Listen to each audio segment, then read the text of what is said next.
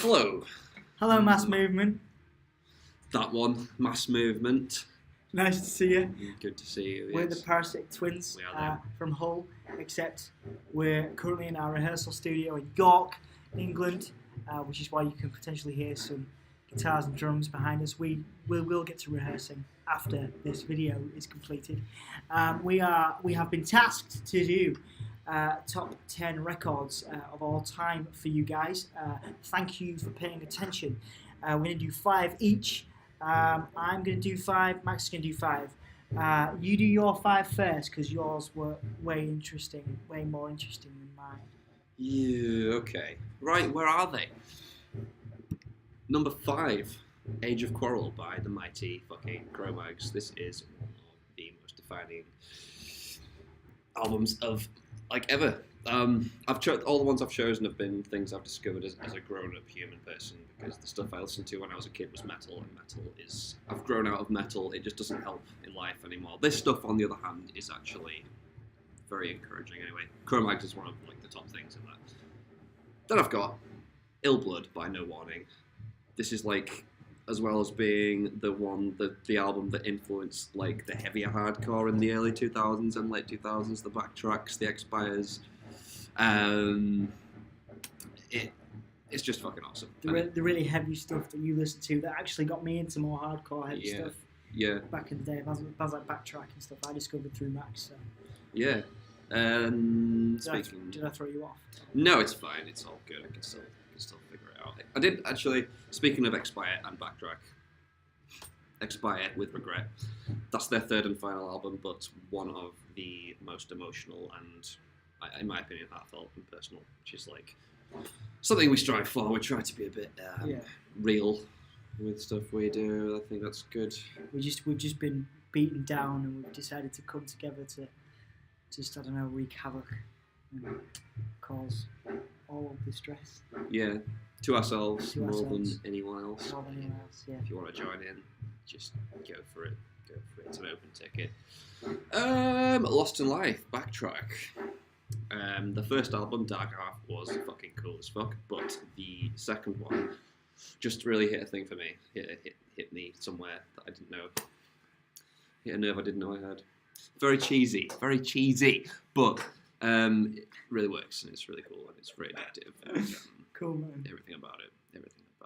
And finally, Birthing the Giant by Cancer Bats. Can you interview them? I did interview them. I met Liam. Cool. Liam thingy. Nice guy. Reminded me of you a bit. Very positive. Very too positive. So positive that I actually kind of wanted to be a bit sick. That's why you're in a band with me. Yeah. Cool. Polar opposites, but also not polar opposites at the same time. I just touched Max there. He does that. Is that you? I didn't let you finish. I'll try. Yeah. It's just a really great fucking album that infuses metal and a huge inspiration, honestly. People that make these lists will generally, who play guitar and play heavy style, will probably talk about Dimebag Darrell or whatever, but actually Scott Middleton is a fucking guitar god as far as I'm concerned, so yeah. There you go. Cool. Well, yeah, right. Alright, so then that's Max's top 5 albums of all time. I'm going for a different, completely different spin, because I'm into a completely different style. I know I said that my picks weren't quite as interesting, but in terms of the context of our kind of doom metal band vibe, I guess you would call us a doom metal band. Doom metal and hardcore. Doom metal and hardcore. I grew up listening to alternative rock and industrial rock and industrial metal. One of the greatest bands out now, one of the greatest new bands, industrial bands, is Youth Code. So you guys should check them out. I didn't wear that shirt intentionally for this video. I just happened to be wearing it, so I wanted to reference them. Number 5. Moving on. Number 5 is Incubus Morning View. Really great alternative rock band from the 90s. Obviously, a lot of people remember them and associate them with nu metal. They went more kind of pop in later years, but just some incredible kind of hooks and groove, which I really like. I love the groove of Incubus, and that's one thing I try and incorporate. People could say we have groove, but I definitely try and incorporate a stylistic element into my playing. Silverchair on Ballroom, number 4, massive fan of grunge and the kind of aftermath of the 90s grunge movement. I guess Silverchair were also a part of that, but just the energy and vibrance in the album, Neon Ballroom. There's a track called Anthem for the Year 2000 on that just kind of resonates with me, inspires me, gets me through the day, gets me through the night, gets me through the weekend, gets me through, pain, pleasure, all of it. Life is pain. Life is pain. Life is pain. That's our band motto, isn't it? Jesus Christ. Placebo, Without You I'm Nothing, number 3.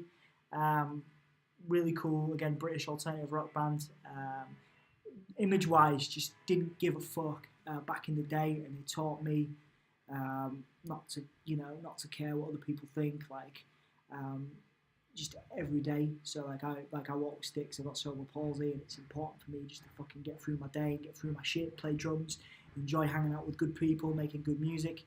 And Placebo taught me not to give a fuck and really just do what I wanted to do. And their songs, especially the title track and the stuff they did with David Bowie on here, is just incredible. And I would advise any kind of fan of rock music in general. I think this is classed as classic rock now. Placebo, but is it really? Yeah, it is. Yeah, is it at that level now? It's at that level now where it's called classic rock. Someone said that to me the other day. So yeah, that's number 3. Number 2, Nine Inch Nails, The Fragile. Obviously, it said a massive fan of industrial music and just the kind of aggression and vibrance, again, using those words, of everything Nin does. But just this album particularly, just loads of darkness, loads of angst went into this. Obviously, the recording by Trent Reznor, and again the songs here, particularly a track called Reptile, which got me through a lot of crazy shit last year. Which I should really play you that track because I think you'd identify with it as well, Max. For various reasons. That's a Skrillex song, isn't it? Nah, maybe, but this is a Nine Inch Nails song. Anyway, so that's my number 2. My number 2 is Nine Inch Nails, The Fragile. My number 1 is Antichrist Superstar by Marilyn Manson. Again, visually, orally, sonically, everything was just chaos, and that is something I think we strive for live. The person I am, just like the person Brian Warner is off stage, is very different to how I am on stage. We're talking to you right now. We appreciate you guys watching and listening to our picks and stuff.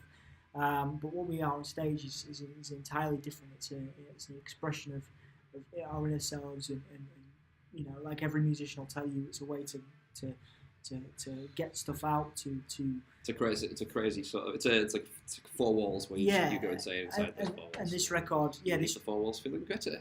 Yeah, and this record was that for Manson, and obviously Trent Reznor produced it. Incredible record, just a lot of chaos, a lot of violence, and a lot of just pure emotion. At a time when the world needed it, and still at this day, it probably stands up as Manson's best record. So yeah, those are my top 5. Well, thank you very much, Mass Movement. We've been Thanks for listening. We've been the Parasitic Twins from Hull, and we have a track. We have a track called "Flip Switch Out." The last couple of weeks, which you should check out, and also massive. Before that, we have an EP coming out called "All That's Left to Do Now Is Sleep with Each Other." With one more track, one more track to come called End, and you should check that out and make your own minds up because we have no fucking idea what we sound like. Hopefully, these albums have given some people some stuff to listen to, and hopefully you guys appreciate what we're doing. And thank you very much. Take it easy. Bye.